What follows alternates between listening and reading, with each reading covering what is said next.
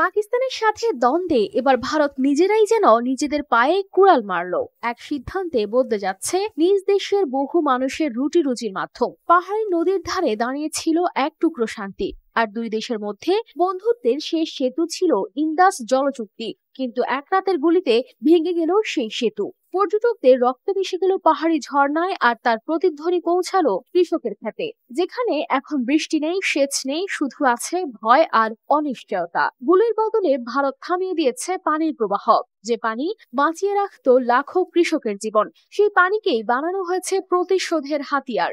এক হামলার জবাবে ভারত শুধু পাকিস্তান নয়, নিজেদের কৃষকদের হাতে তুলে দিয়েছে অনিশ্চয়তার থালা। আর কাশ্মীরের পাহাড়ি জনপদে আজ শোনা যাচ্ছে আর্তনাদ, যুদ্ধ নয়, পানি চাই। तो पानी है तो यानी कि जिंदगी है, जियापा है।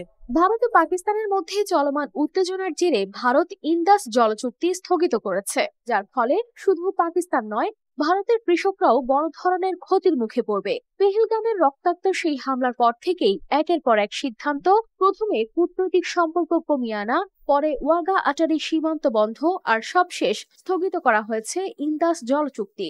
আর এই সিদ্ধান্তের সবচেয়ে বড় ধাক্কা এসেছে সাধারণ মানুষের উপর। বিশেষ করে জম্মু ও কাশ্মীরের রামবান জেলার কৃষকরা পড়েছেন মারাত্মক সংকটে। সেখানে পাহাড় ঘেরা গ্রামগুলোর সেচের একমাত্র ভরসা ছিল ইন্দাসের পানি।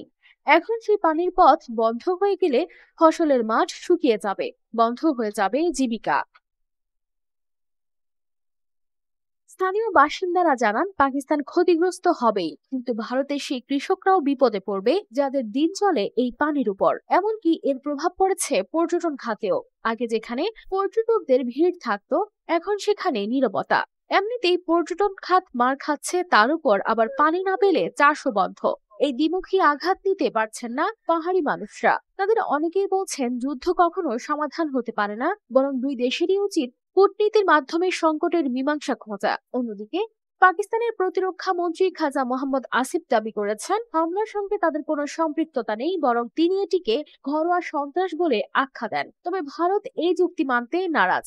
পাল্টা পদক্ষেপ হিসেবে ইসলামাবাদ থেকেও ঘোষণা এসেছে একের পর এক প্রতিক্রিয়ামূলক সিদ্ধান্তের।